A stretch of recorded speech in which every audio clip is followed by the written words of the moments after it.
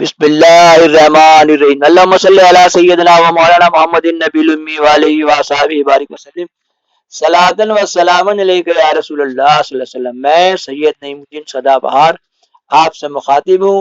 شاہ عالم رحمۃ اللہ علیہ کی کہانی بتا رہا ہوں۔ صفحہ 52 کے بعد صفحہ 53۔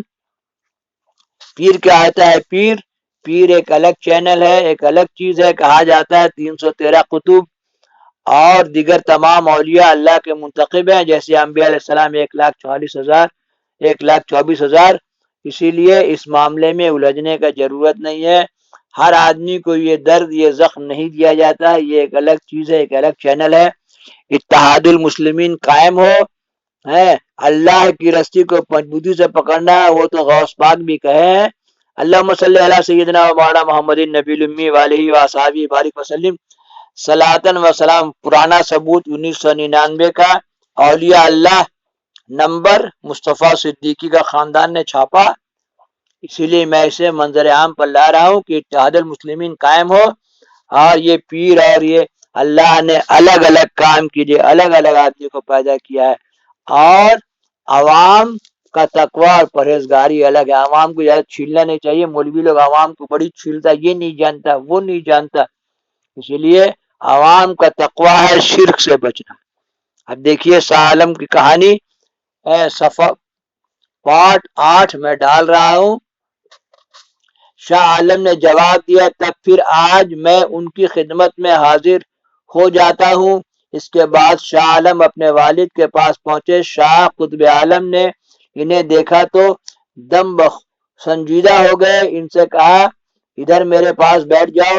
وہ باپ کے قدموں میں بیٹھ گئے۔ تھوڑی دیر بالکل خاموشی رہی، آخر شاہ عالم نے ہی اس سکوت کو توڑ دیا اور شاہ عالم سے کہا تم کہاں تھے؟ انہوں نے جواب دیا میں شیخ احمد کی خدمت میں چلا گیا تھا۔ باپ نے پوچھا کیوں؟ انہوں نے جواب دیا بس کوئی طاقت تھی جو مجھے ان کے پاس کھینچ لے گئی تھی۔ باپ نے پوچھا وہاں جانے سے پہلے مجھ سے اجازت لی تھی؟ شاہ عالم نے کمزور آواز میں جواب دیا نہیں۔ آپ نے پوچھا کیوں؟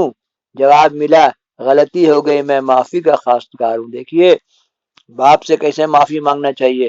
ہر آدمی باپ سے منہ چڑھ کے بولتا باپ جنت کا دروازہ ہے۔ اگر ماں کے قدموں کے نیچے جنت ہے تو باپ جنت کا دروازہ ہے، جنت کا۔ اللہم صلی علی سیدنا، باپ کو خوش کر کے ہی آدمی جنت میں داخل ہو سکتا ہے۔ باپ نے پوچھا تم مجھ سے خفا ہو یا ناراض؟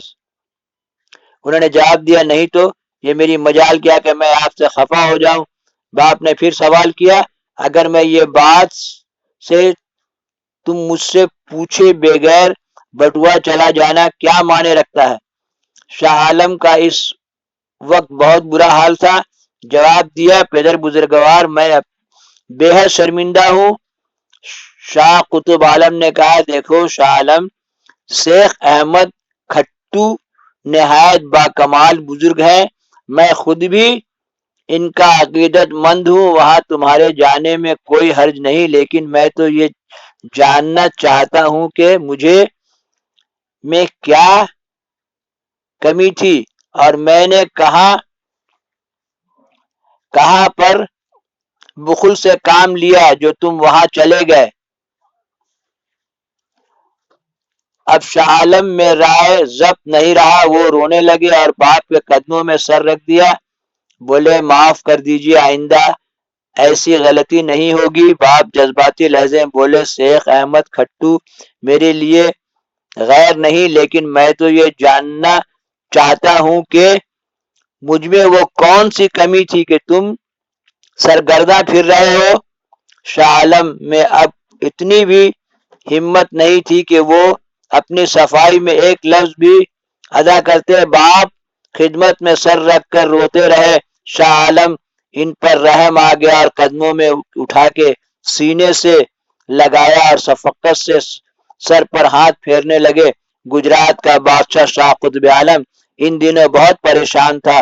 سلطان خلجی گجرات کی تسخیر کے لیے اپنی فوج کے ساتھ مالوا سے روانہ ہو چکا تھا۔ سلطان قطب الدین آپ کے دیکھیے پہلے کے بادشاہ لوگ کیسے پیر لوگوں کی خدمت لیتے تھے. پیر کیا ہوتا ہے؟ پیر